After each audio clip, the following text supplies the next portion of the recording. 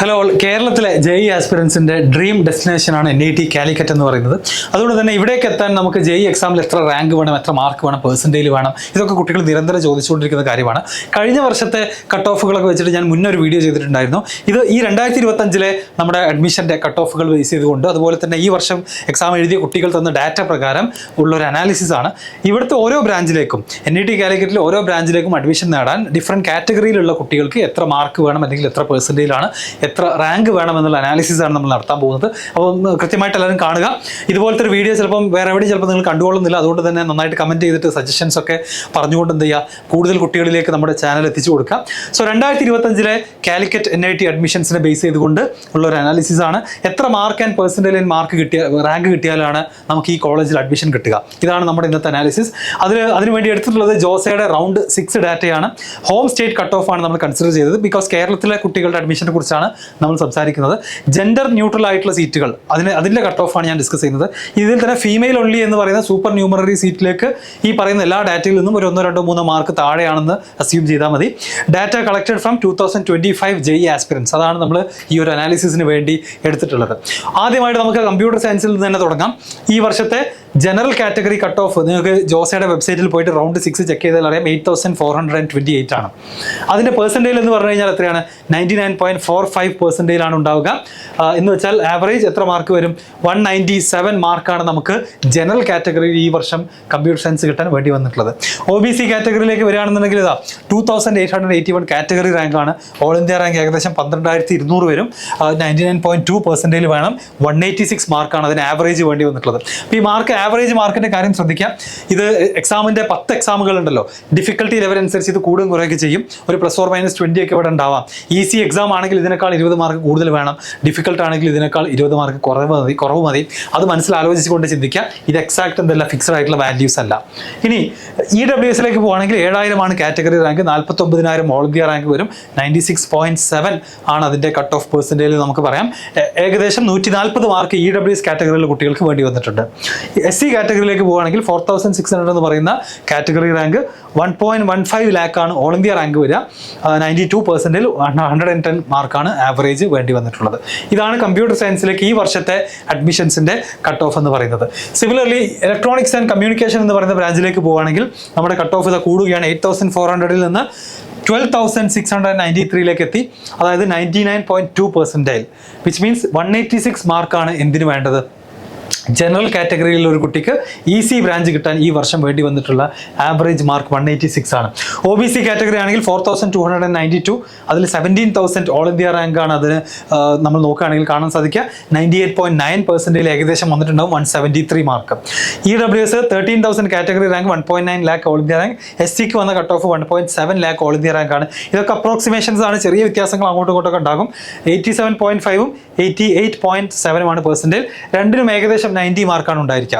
അപ്പോൾ നിങ്ങൾക്ക് computer science കിട്ടണമെന്നുണ്ടെങ്കിൽ ഇതാ ഈ കാണുന്ന പോലത്തെ മാർക്ക് നമ്മൾ വാങ്ങണം. EC മതി എന്നുണ്ടെങ്കിൽ നമ്മുടെ EWS SC കാറ്റഗറിയിലെ കുട്ടികൾക്കൊക്കെ 390 മാർക്ക് വാങ്ങിയാൽ മതി. അതാണ് 2025 കട്ട് ഓഫ് ഡാറ്റ നമുക്ക് പറഞ്ഞു തരുന്നത്. ഇനി ഇലക്ട്രിക്കൽ ആൻഡ് ഇലക്ട്രോണിക്സ് എന്ന് പറയുന്ന ബ്രാഞ്ചിലേക്ക് പോകുകയാണെങ്കിൽ ജനറൽ കാറ്റഗറിയുടെ കട്ട് ഓഫ് 16,349 എത്തി. 98.9% ആണ് എന്ത് വരിക, അതിൻ്റെ കട്ട് ഓഫ് നമ്മൾ പെർസെൻറ്റേജിലേക്ക് മാറ്റുകയാണെങ്കിൽ ഏകദേശം വരിക. അതുപോലെ തന്നെ 178 ആണ് എന്തായിട്ട് വരിക, മാർക്കുകൾ വരാൻ പോകുന്നത്. റിക്വയർഡ് ആയിട്ടുള്ള മാർക്ക് 178 ആയിരിക്കും. അതുപോലെ OBC കാറ്റഗറി ആണെന്നുണ്ടെങ്കിൽ 5000 ആണ് കാറ്റഗറി റാങ്ക്, 20,000 ഓൾ ഇന്ത്യ റാങ്കിന് കിട്ടും. 98.7, 170 മാർക്കാണ്. EWS ആൻഡ് SC രണ്ടും എടുക്കുകയാണെന്നുണ്ടെങ്കിൽ ഇതാ രണ്ടിൻ്റെയും ഓൾ ഇന്ത്യ റാങ്ക് കട്ട് ഓഫുകൾ നിങ്ങൾക്ക് ഇവിടെ കാണാം. 91ഉം 87ഉമാണ് കറസ്പോണ്ടിങ് പെർസെൻറ്റേജ്. 105 മാർക്ക് വേണം. അതുപോലെ തന്നെ 90 മാർക്കാണ് വേണ്ടത്. അപ്പോൾ EWSന് ഇലക്ട്രോണിക്സ് ആൻഡ് കമ്മ്യൂണിക്കേഷൻ കിട്ടാൻ 90 മാർക്ക് മതിയായിരുന്നു. പക്ഷേ ഇലക്ട്രിക്കൽ ആൻഡ് ഇലക്ട്രോണിക്സിന് കുറച്ചുകൂടെ ഡിമാൻഡ് ഉണ്ട്. 105 മാർക്ക് വേണ്ടി വന്നിട്ടുണ്ട്. മെക്കാനിക്കൽ എഞ്ചിനീയറിംഗിലേക്ക് പോകുകയാണെന്നുണ്ടെങ്കിൽ നമ്മുടെ ജനറൽ കാറ്റഗറി കട്ട് ഓഫ് 20,000 കടന്നു. 98.6%, 168 മാർക്ക് വേണം. ആവറേജ് ആണ് കേട്ടോ. ഒന്നുകൂടെ റിമൈൻഡ് ചെയ്യുന്നത് ആവറേജ് ആണ്. ഇവിടെയൊക്കെ ഒരു +or-10, 15 ഒക്കെ പ്രതീക്ഷിക്കാം. നിങ്ങൾ എഴുതാൻ പോകുന്ന എക്സാമിൻ്റെ ഡിഫിക്കൽട്ടി ലെവൽ അനുസരിച്ച് ഇത് മുകളിലേക്കും താഴേക്കൊക്കെ പോകാം. OBCയിലേക്ക് വരികയാണെന്നുണ്ടെങ്കിൽ ഓൾ ഇന്ത്യ റാങ്ക് 26,000 എത്തി. റിക്വയർഡ് ആയിട്ടുള്ള മാർക്ക് ഏകദേശം 162 ആണ്. അതുപോലെ EWSലേക്ക് വരുമ്പം 2.3 ലാക്ക് 32,000 ആണ് കാറ്റഗറി റാങ്ക് കൊടുത്തിട്ടുള്ളത്. 2.3 ലാക്ക് ഓൾ ഇന്ത്യ റാങ്ക് വരും. എന്ന് വെച്ചാൽ ഏകദേശം 88 മാർക്ക് മതി. SC കാറ്റഗറി ആണെന്നുണ്ടെങ്കിൽ 2.35 എന്ന് പറയുന്ന എന്ത് മതി, ഓൾ ഇന്ത്യ റാങ്ക് മതി. നമുക്ക് മെക്കാനിക്കൽ എഞ്ചിനീയറിംഗ് കിട്ടാൻ 84% ഉണ്ടെങ്കിൽ തന്നെ കിട്ടും. വെറും 87 മാർക്കിന്റെ ആവശ്യമേ ഉള്ളൂ. എഞ്ചിനീയറിംഗ് ഫിസിക്സിലേക്ക് വരികയാണെന്നുണ്ടെങ്കിൽ 21,952 എന്ന് പറയുന്ന ഓൾ ഇന്ത്യ റാങ്കിന്റെ കട്ട് ഓഫ് നമുക്ക് കാണാം. ഫോർ ജനറൽ കാറ്റഗറി 98.6, 166 മാർക്കാണ് വേണ്ടത്. OBC 154 മാർക്ക് എത്തും. അതിന്റെ കറസ്പോണ്ടിങ് ഓൾ ഇന്ത്യ റാങ്ക് നമുക്ക് ഇവിടെ കാണാം. EWS ഡാറ്റ നോക്കിയ സമയത്ത് 43,000 ആണ് കാറ്റഗറി റാങ്ക് തന്നെ. അതായത് 4.2 ലാക്ക് ആണ് ഓൾ ഇന്ത്യ റാങ്ക് വരിക. 72% ആള് ഈ പ്രാവശ്യം എഞ്ചിനീയറിംഗ് ഫിസിക്സിന് ജോയിൻ ചെയ്തിട്ടുണ്ട്. ഏകദേശം ഒരു 60 മാർക്കൊക്കെ ആയിരിക്കും 72% വേണ്ടി വരിക. SC കാറ്റഗറി ആണെങ്കിൽ ഒരു 4,777. അത് നമ്മൾ ആക്ച്വലി എന്താണ് 1.115 തന്നെയാണ് അതിന്റെ ഓൾ ഇന്ത്യ റാങ്ക് വരുന്നത്. 111 മാർക്ക്.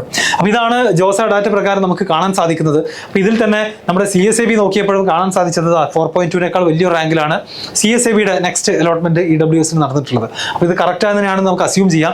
ഇനി മേ ബി ഇത്രയും വലിയ വ്യത്യാസം വരുമോ എന്നുള്ളത് ശരിക്കും നല്ലൊരു ക്വസ്റ്റ്യൻ ആണ്. പക്ഷേ നമുക്ക് ജോസയിൽ കൊടുത്തിട്ടുള്ളത് പ്രകാരം ഉള്ള ഡാറ്റയാണ് നമ്മളിവിടെ പ്രസന്റ് ചെയ്യുന്നത്. ഇനി അവിടെ എന്തെങ്കിലും ഒരു നമ്പർ മാറിപ്പോയതാണോ എന്നുള്ളത് അറിയില്ല. എനിവേ എഞ്ചിനീയറിംഗ് ഫിസിക്സിന്റെ EWSന്റെ ലാസ്റ്റ് റാങ്ക് പോയിട്ടുള്ളത് 72%. അതുപോലെ SC കാറ്റഗറിയിൽ അത് സെയിം സംഭവം പോയിട്ടുള്ളത് 92.3%. കാരണം എന്താണെന്ന് അറിയില്ല. കെമിക്കൽ എഞ്ചിനീയറിംഗിലേക്ക് പോകുകയാണെന്നുണ്ടെങ്കിൽ 26,665 വേണം. അതിന് ജനറൽ കാറ്റഗറിയിൽ ഏകദേശം 159 മാർക്ക് നമുക്ക് വേണം. 98.2% OBC ആണെന്നുണ്ടെങ്കിൽ ഏകദേശം ഓൾ ഇന്ത്യ റാങ്ക് 31,000 എത്തും. അതിന് വേണ്ട മാർക്ക് 156 അപ്പോൾ ഇവിടുന്ന് അങ്ങോട്ടൊക്കെ ആകെ 2, 3, 4 മാർക്കിന്റെ വ്യത്യാസമൊക്കെ ഉണ്ടാവുള്ളൂ. ആയിരക്കണക്കിന് റാങ്ക് എന്ത് ചെയ്യും ചേഞ്ച് ചെയ്തിട്ടുണ്ടാവും. EWSലേക്ക് വരണമെങ്കിൽ 2.6 ലാക്ക് ആണ് ഓൾ ഇന്ത്യ റാങ്ക്. അതിന് 82 മാർക്ക് മതി. അതുപോലെ SCക്കും അതെ 2.6 ലാക്ക് ആണ് all India rank cut off വന്നിട്ടുള്ളത് ഫോർ കെമിക്കൽ എഞ്ചിനീയറിംഗ്. അതിനും ഏകദേശം ഒരു 82 മാർക്കൊക്കെ ഉണ്ടെങ്കിൽ കിട്ടും. എനർജി എഞ്ചിനീയറിംഗ് എന്ന് പറയുന്ന പുതിയ ബ്രാഞ്ചിനെ കുറിച്ചുള്ള ഡീറ്റെയിൽസ് നമുക്ക് നോക്കാം. കെമിക്കലിന്റെ കട്ട് ഓഫിന്റെ തൊട്ട് താഴെ 29,696 എന്ന കട്ട് ഓഫ് ആണ് ഈ വർഷത്തെ എനർജി എഞ്ചിനീയറിംഗിന് വന്നിട്ടുള്ളത്. 98% അത് കിട്ടാൻ വേണ്ടി 2025 വേണ്ടി വന്നിട്ടുള്ള ജനറൽ കാറ്റഗറിയുടെ കട്ട് ഓഫ് 158 മാർക്ക് വേണ്ടി വന്നു. OBC എടുക്കുകയാണെന്നുണ്ടെങ്കിൽ 10,000 കടന്നു category rank. 38,000 all India rank എത്തി. 95.2% കട്ട് ഓഫ് വന്നിട്ടുള്ളത്. 151 മാർക്കാണ് ആവറേജ് വേണ്ടി വന്നിട്ടുള്ളത്. EWSലേക്ക് പോകുകയാണെങ്കിൽ 3.2 ലാക്കിന് എന്ത് കിട്ടി, എനർജി എഞ്ചിനീയറിംഗ് കിട്ടിയിട്ടുണ്ട്. 2.3 ലാക്കിന് energy engineering for SC category also കിട്ടിയിട്ടുണ്ട്. എത്ര മാർക്കാണ് വേണ്ടി വന്നിട്ടുള്ളത് നിങ്ങൾക്ക് ഇവിടെ നോക്കാം. അപ്പോൾ ഇത് കാണുമ്പോൾ ചിലപ്പം ചെറുതായിട്ട് നമുക്ക് എന്ത് തോന്നും, കുറച്ച് ഷോക്കിംഗ് ആയിട്ടൊക്കെ തോന്നും. കാരണം ഒരു 65 മാർക്ക് ഉണ്ടെങ്കിൽ തന്നെ എനർജി എഞ്ചിനീയറിംഗിന് അഡ്മിഷൻ ആക്ച്വലി EWS കാറ്റഗറിയിലെ കുട്ടികൾക്ക് കിട്ടിയിട്ടുണ്ട്. പ്രൊഡക്ഷൻ എഞ്ചിനീയറിംഗിലേക്ക് പോകുകയാണെന്നുണ്ടെങ്കിൽ 36,000 മുകളിലേക്ക് നമ്മുടെ ജനറൽ കട്ട് ഓഫ് പോയി. 151 മാർക്ക് മതി. അതുപോലെ OBC ആണെന്നുണ്ടെങ്കിൽ 43,000 റാങ്കാണ്. EWS ആണെങ്കിൽ 5.7 ലാക്ക്, SC ആണെങ്കിൽ 2.5 ലാക്ക്. അപ്പോൾ ഇവിടെ EWSന്റെ ഒരു കാരണം ഇതായിരിക്കാം, നമ്മുടെ കേരളത്തിൽ നിന്നും ജനറൽ EWS റിസർവേഷൻ കിട്ടുന്ന കുട്ടികളുടെ എണ്ണം കുറവാണ് കമ്പാരിറ്റീവ്ലി. ഒരുപാട് ക്രൈറ്റീരിയാസ് സെൻട്രൽ പർപ്പസിന് വേണ്ടി ആയതുകൊണ്ട് തന്നെ ഒരുപാട് ക്രൈറ്റീരിയാസ് മീറ്റ് ചെയ്യണം. ചിലപ്പോൾ അത് മീറ്റ് ചെയ്യുന്ന ആളുകളുടെ എണ്ണം കുറവായതുകൊണ്ട് തന്നെ ഈ കാറ്റഗറിയിലുള്ള കുട്ടികൾ മേ ബി കുറവായിരിക്കാം. അതുകൊണ്ടാണ് ഇത്രയും ലോവർ മാർക്ക് റിക്വയർഡ് ആണെന്ന് നമുക്ക് കാണാൻ സാധിക്കുന്നത്. അപ്പോൾ ഇതൊക്കെ നിങ്ങൾക്ക് എവിടെ പോയി ചെക്ക് ചെയ്യാം. ജോസയുടെ റൗണ്ട് 6 ഡാറ്റ ചെക്ക് ചെയ്യാവുന്നതാണ്. അതുപോലെ തന്നെ CSABയുടെ റൗണ്ട് 3 പോയി കഴിഞ്ഞാൽ ഇതിന്റെ ബാക്കി അവിടെ അഡ്മിഷൻ നടന്നതായിട്ട് നമുക്ക് കാണാൻ സാധിക്കും. ഇനി മെറ്റീരിയൽ സയൻസ് പ്രൊഡക്ഷൻ കഴിഞ്ഞാൽ പിന്നെ വരുന്നത് നമ്മുടെ മെറ്റീരിയൽ സയൻസിന്റെ കട്ട് ഓഫ് ആണ്. 38,319 ആണ്. അതിന് നമുക്ക് ഏകദേശം എത്ര വേണം, ഒരു 150 മാർക്ക് തന്നെ വേണമെന്ന് പറയാം. OBC ആണെന്നുണ്ടെങ്കിൽ ഒരു 145 വേണം. ഓൾ ഇന്ത്യ റാങ്ക് 42,000 എത്തി. EWSന് 5.9 ലാക്ക് ഉണ്ടെങ്കിൽ തന്നെ ആ സീറ്റ് കിട്ടും. അതുപോലെ SC കാറ്റഗറി ആണെങ്കിൽ 2.7 ലാക്ക് ഓൾ ഇന്ത്യ റാങ്ക് ഉണ്ടെങ്കിൽ കിട്ടും. ബയോടെക്നോളജി ബിടെക് ആണെന്നുണ്ടെങ്കിൽ ജനറൽ 41,000 ആണ് കട്ട് ഓഫ്. OBC 45,500. EWS ആണെങ്കിൽ 7 ലാക്ക് ഓൾ ഇന്ത്യ റാങ്ക് ആണ് EWSന്റെ ബയോടെക്നോളജി കട്ട് ഓഫ്. ഏകദേശം ഒരു 50%. അതൊരു 50 മാർക്ക് ഉണ്ടെങ്കിൽ തന്നെ ബയോടെക്കിന് എന്ത് കിട്ടും, NITയിൽ അഡ്മിഷൻ കിട്ടും. SC കാറ്റഗറി ആണെന്നുണ്ടെങ്കിൽ 84%, ഏകദേശം ഒരു 87 മാർക്ക് എന്ന് പറയാം. ഇനി സിവിൽ എഞ്ചിനീയറിംഗിലേക്ക് വരികയാണെങ്കിൽ ഇതാ 41,708 ആണ് ജനറൽ കട്ട് ഓഫ്.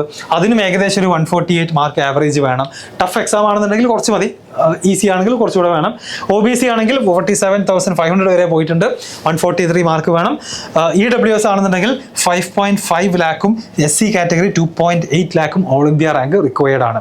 അതിന് വേണ്ട കറസ്പോണ്ടിങ് മാർക്കുകൾ ഇതാ നിങ്ങൾക്ക് ഇവിടെ കാണാം. അപ്പോൾ എല്ലാ ബ്രാഞ്ചുകളും നമ്മൾ ആക്ച്വലി എന്ത് ചെയ്തു, ഡിസ്കസ് ചെയ്ത് കഴിഞ്ഞു. ഇനി നമ്മളൊന്ന് സമ്മറൈസ് ചെയ്യുകയാണെന്നുണ്ടെങ്കിൽ ജനറൽ കാറ്റഗറിയിലുള്ള ഒരു കുട്ടിക്ക് NIT കാലിക്കറ്റിലെ ടോപ്പ് ബ്രാഞ്ച് കിട്ടണമെന്നുണ്ടെങ്കിൽ ഏകദേശം ഒരു 200 അതിൽ കൂടുതലോ മാർക്ക് നമുക്ക് എന്താണ് വേണമെന്ന് അസ്യൂം ചെയ്യാം. ഓക്കെ. അതുപോലെ OBC സി കാറ്റഗറി ആണെന്നുണ്ടെങ്കിൽ 186 ആ റേഞ്ചിൽ തന്നെ എന്ത് ചെയ്യണം, മാർക്ക് വേണം.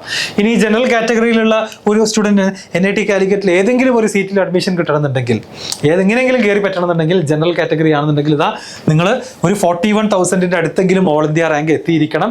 അതിന് ഏകദേശം ഒരു 145 150 ആ റേഞ്ചിലുള്ള മാർക്ക് വേണം. ഓക്കെ, OBC യുടെ കാര്യം പറയുകയാണെങ്കിൽ ഏതെങ്കിലും രൂപത്തിൽ നിങ്ങൾക്ക് അഡ്മിഷൻ കിട്ടണമെന്നുണ്ടെങ്കിൽ ഒരു 140 മാർക്കെങ്കിലും ഉണ്ടെങ്കിലാണ് നമുക്ക് എന്ത് ചെയ്യാൻ പറ്റുക, സിവിൽ കിട്ടുക. പിന്നീട് അങ്ങോട്ടുള്ളതൊക്കെ കൂടുകയാണ്, 144 45 എന്ന് പറഞ്ഞ രൂപത്തിൽ കൂടുകയാണ്. ഇനി അതിൽ കുറവ് വന്നിട്ടുള്ളത് പ്രൊഡക്ഷനാണ്. OBC യുടെ കേസ് എടുക്കുകയാണെന്നുണ്ടെങ്കിൽ പ്രൊഡക്ഷനിൽ എന്ത് ചെയ്തിട്ടുണ്ട്, മാർക്ക് റിക്വയർഡ് ആയിട്ടുള്ളത് കുറച്ച് കുറഞ്ഞിട്ടുണ്ട്. അതുപോലെ തന്നെ നമ്മൾ EWSന്റെ കാര്യം പറയുകയാണെങ്കിൽ 7 lakhന്റെ കട്ട് ഓഫ് വന്നിട്ടുള്ളത് ഏത് ബ്രാഞ്ചായിരുന്നു? ബയോടെക്കിന്. EWS ആണെന്നുണ്ടെങ്കിൽ ബയോടെക്കിലാണ് ഏറ്റവും താഴത്തെ കട്ട് ഓഫ് വന്നത്. SC കാറ്റഗറി ആണെന്നുണ്ടെങ്കിൽ 2.8 lakh സിവിലിൽ തന്നെയാണ് വന്നിട്ടുള്ളത്. ഓക്കെ, അപ്പോൾ ഈ കാര്യങ്ങൾ മനസ്സിലാക്കിക്കൊണ്ട് നിങ്ങൾക്ക് നിങ്ങളുടെ പ്രിപ്പറേഷൻസ് എന്ത് ചെയ്യാം, പ്ലാൻ ചെയ്യാം. അപ്പോൾ ഒരു 140 130 ഈ 143 ആവറേജ് ആണെന്ന് ഞാൻ വീണ്ടും പറയുന്നു. ടഫ് എക്സാം ആണെങ്കിൽ അത് 130 എത്തും. ഈസി എക്സാം ആണെങ്കിൽ ചിലപ്പോൾ ഇതൊരു 155 എത്തിയേക്കാം. മനസ്സിലായോ? അപ്പോൾ ആ ഒരു ഡിഫറൻസ് എപ്പോഴും നമ്മൾ കാണണം. സോ ഒരു 150 മാർക്കെങ്കിലും ഉണ്ടെങ്കിലാണ് ഒരു ജനറൽ കാറ്റഗറിയിലുള്ള ഒരാൾക്ക് NIT കാലിക്കറ്റിൽ സീറ്റ് കിട്ടുകയുള്ളൂ. ആവറേജ് OBC ആണെങ്കിൽ അതൊരു 140 എത്തണം. EWS ഒക്കെ ആണെന്നുണ്ടെങ്കിൽ ഈവൺ ഒരു 50 55 60 മാർക്ക് ഉണ്ടെങ്കിലും ബയോടെക്, സിവിൽ പോലുള്ള ബ്രാഞ്ചുകളൊക്കെ കിട്ടും. SC ഓൾസോ, SC കാറ്റഗറി ആണെങ്കിൽ ഒരു 80 87 80 83 മാർക്കൊക്കെ ഉണ്ടെങ്കിലും 300 ഉണ്ടെങ്കിൽ നമുക്ക് NIT കാലിക്കറ്റിൽ ഏതെങ്കിലുമൊക്കെ സീറ്റിൽ കയറി പറ്റാൻ പറ്റും. ഓക്കെ, സോ ഇതാണ് ഈ വർഷത്തെ NIT കാലിക്കറ്റിലെ അഡ്മിഷനുമായി ബന്ധപ്പെട്ട് പറയാനുള്ളത്. അപ്പോൾ ഇതിന് താഴെ സ്വാഭാവികമായിട്ട് നമുക്ക് വരുന്ന ഒരു ചോദ്യമാണ്, സംശയമാണ്, എന്തിനാണ് ഈ റിസർവേഷൻ സിസ്റ്റം? കുറേ കുട്ടികൾക്ക് ഇത്രയും കുറച്ച് മാർക്ക് മതി, ബാക്കിയുള്ളവർ ഡബിൾ മാർക്ക് വാങ്ങണം സീറ്റ് കിട്ടാനൊക്കെ തോന്നും നിങ്ങൾക്ക്. റിസർവേഷൻ്റെ കാരണങ്ങളും കാര്യങ്ങളൊക്കെ ഡിഫറൻ്റ് ആണ്. അത് നമുക്ക് മറ്റൊരു വീഡിയോയിൽ വേണമെങ്കിൽ ചർച്ച ചെയ്യാം. അതിനെ ഒരിക്കലും എന്ത് ചെയ്യാൻ പാടില്ല, കുട്ടികളെ വെച്ച് കമ്പയർ ചെയ്തുകൊണ്ട് അല്ലെങ്കിൽ അങ്ങനെ ആ രൂപത്തിൽ നമുക്ക് ഒരിക്കലും അതിനെ കാണാൻ സാധിക്കില്ല. അതിന് വേറെ ഒരുപാട് ഇന്ത്യയുടെ ചരിത്രവും രാഷ്ട്രീയവും പൊളിറ്റിക്സും അങ്ങനെ ഒരുപാട് കാര്യങ്ങൾ അതിൽ പറയാനുണ്ട്. അത് ഡിഫറൻ്റ് ആയിട്ടുള്ള ടോപ്പിക് തന്നെയാണ്. അപ്പോൾ ഇതിന് പറയാനുള്ള മെസ്സേജ്, പഠിച്ചു തുടങ്ങുക. ഓരോരുത്തർക്കും റിക്വയർഡ് ആയിട്ടുള്ള സിസ്റ്റം ഇതാണ്, നമ്മുടെ കറണ്ട് സിസ്റ്റം. ഈ സിസ്റ്റത്തിൽ നിങ്ങൾക്ക് എത്ര മാർക്ക് വേണം എന്നുള്ളൊരു ധാരണ കിട്ടി ആ ടാർഗറ്റിലേക്ക് പഠിച്ചു തുടങ്ങുക എന്നുള്ളതാണ് നിങ്ങളുടെ ഭാഗത്ത് നിന്ന് ചെയ്യാവുന്നത്. അല്ലാതെ ഇത് നമ്മൾ എന്ത് ചെയ്യേണ്ട, അടുത്തൊരു 4 മാസം കൊണ്ട് ഇത് മാറ്റിയെടുക്കാൻ വേണ്ടിയിട്ട് നമ്മളാരും ശ്രമിക്കേണ്ട ആവശ്യമൊന്നുമില്ല. സോ നിങ്ങളുടെ അഭിപ്രായങ്ങളും കൂടുതൽ സംശയങ്ങളൊക്കെ കമൻറ്റിൽ ചോദിക്കുക. ഇതുപോലെ തന്നെ നമുക്ക് IIT-യിലേക്കുമുള്ള അഡ്മിഷൻസിനെ കുറിച്ചും ഒരു വീഡിയോ ചെയ്യണമെന്ന് ഞാൻ ആഗ്രഹിക്കുന്നുണ്ട്. നിങ്ങൾക്കത് താല്പര്യമുണ്ടെന്നുണ്ടെങ്കിൽ താഴെ കമൻറ്റ് ബോക്സിൽ പറയാവുന്നതാണ്. ഓക്കെ, ചാനൽ സബ്സ്ക്രൈബ് ചെയ്യാം. JEE-യുടെ അടുക്കുന്നതോടും കൂടുതൽ വീഡിയോകളും ക്ലാസ്സുകളൊക്കെ വരുന്നുണ്ട്, ഡോണ്ട് വറി. അപ്പോൾ കൂടുതൽ JEE ആസ്പിറൻസ് നമ്മുടെ XNY യൂണിവേഴ്സൽ JEE ചാനലിലേക്ക് നിങ്ങൾ കൊണ്ടുവരിക. അത് കമൻസിലൂടെയും ലൈക്കിലൂടെയും ഒക്കെ കൊണ്ടുവരാൻ ശ്രമിക്കാം. ഓക്കെ, അതുപോലെ നമ്മുടെ 2026 JEE-യുടെ വാട്സപ്പ് കമ്മ്യൂണിറ്റി ലിങ്കും ഡിസ്ക്രിപ്ഷനിലും മറ്റും കാണാം, ജോയിൻ ചെയ്യുക. എല്ലാ വീഡിയോസും ഇറങ്ങുന്ന സമയത്തുള്ള ലിങ്കുകൾ, അപ്ഡേറ്റുകൾ ആ ചാനലിൽ പബ്ലിഷ് ചെയ്യുന്നതാണ്. Okay, thank you.